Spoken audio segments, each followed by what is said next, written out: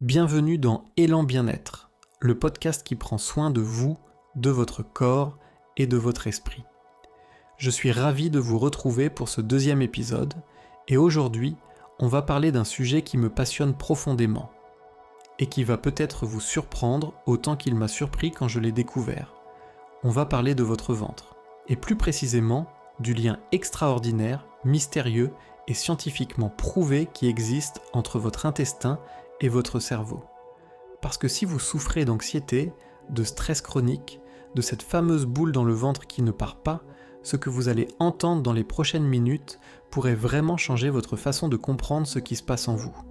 Alors installez-vous confortablement, respirez profondément, et c'est parti pour l'épisode 2 du podcast Élan Bien-être. Ce que vous allez découvrir dans les prochaines minutes pourrait transformer votre façon de comprendre votre propre corps. On entend souvent dire que l'intestin est notre deuxième cerveau. Mais certaines études scientifiques très récentes vont encore plus loin et bouleversent tout ce que nous pensions savoir sur notre organisme.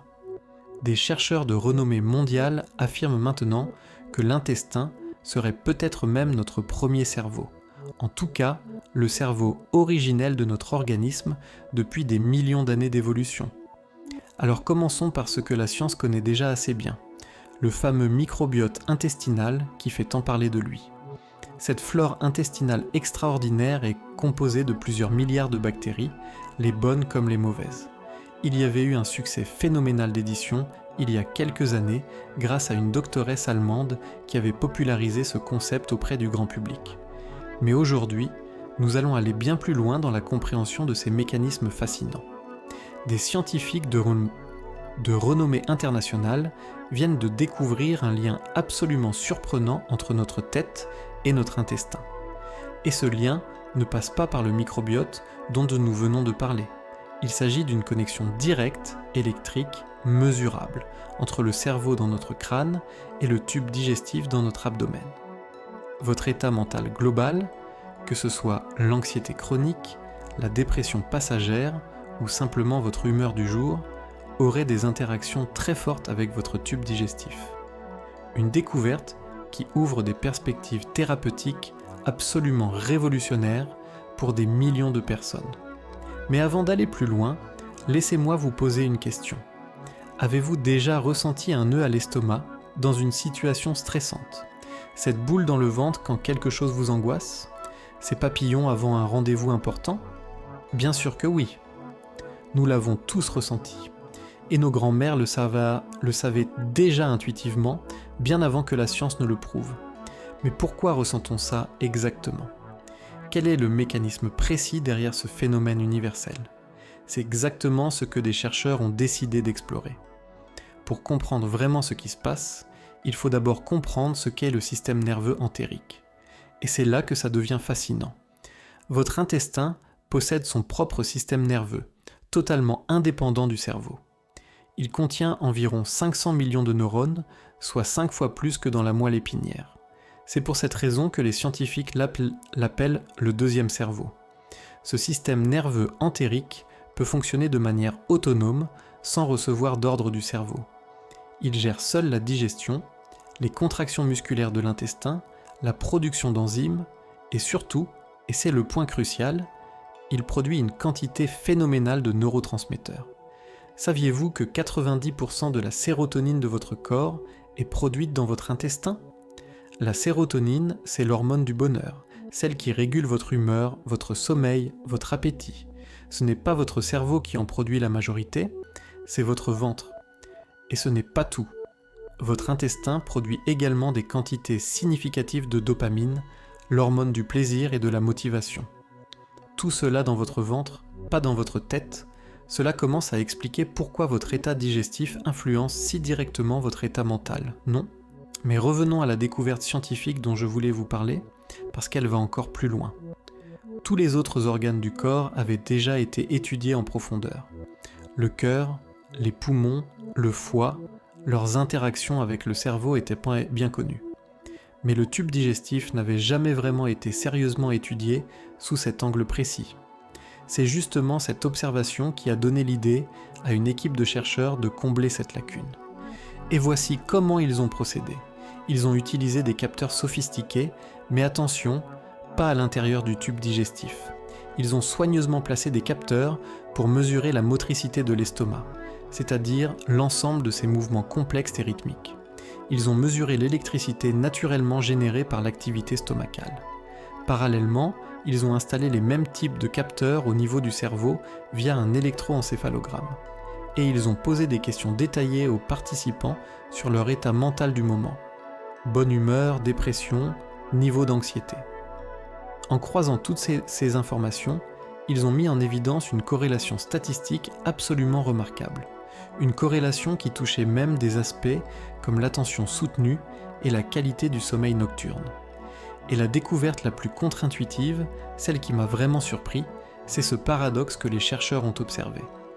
On pourrait penser intuitivement que quand le cerveau et le ventre fonctionnent en harmonie, en synchronisation parfaite, tout va bien. C'est logique, non ? Eh bien non, c'est exactement l'inverse. Quand il y a un lien trop fort, un couplage trop intense entre l'activité du cerveau et l'activité de l'estomac, c'est là qu'on ne va pas bien du tout. Ce couplage excessif est directement associé à des états d'anxiété chronique et de dépression persistante. Ce qui voudrait dire que l'objectif thérapeutique, pour enlever cette boule dans le ventre, serait justement de découpler ces deux organes. Pour se libérer de l'anxiété, il faudrait en quelque sorte déconnecter sa tête de son ventre. Mais comment faire concrètement ? La très bonne nouvelle, c'est que c'est tout à fait possible avec des techniques simples et accessibles à tous. L'auto-hypnose guidée est une première méthode particulièrement efficace et scientifiquement prouvée. La cohérence cardiaque régulière est également une technique très puissante et remarquablement simple à pratiquer quotidiennement. Quand on essaie consciemment de se concentrer sur autre chose que sa boule d'angoisse, on commence déjà à découpler efficacement. Quand on détourne son attention de son anxiété envahissante, le processus naturel de guérison peut commencer. Voici un exercice simple que vous pouvez faire maintenant pendant que vous m'écoutez. Inspirez profondément et lentement en gonflant consciemment le ventre comme un ballon qui se remplit d'air pur. Retenez 2 secondes. Puis, expirez tout aussi profondément et lentement en relâchant consciemment toutes les tensions accumulées. Ce simple exercice de respiration aide considérablement à découpler le cerveau anxieux de l'estomac noué. Quelques minutes par jour suffisent pour ressentir des effets concrets sur votre niveau d'anxiété. Maintenant, une question légitime se pose. Sommes-nous tous égaux face à ce phénomène ? La réponse est clairement non. Nos cerveaux et nos ventres sont plus ou moins reliés selon les individus. Il y a très probablement des facteurs génétiques qui entrent en jeu. Certaines personnes ont naturellement un couplage cerveau-intestin plus fort, ce qui les rend peut-être plus sensibles à l'anxiété ou aux troubles digestifs d'origine émotionnelle.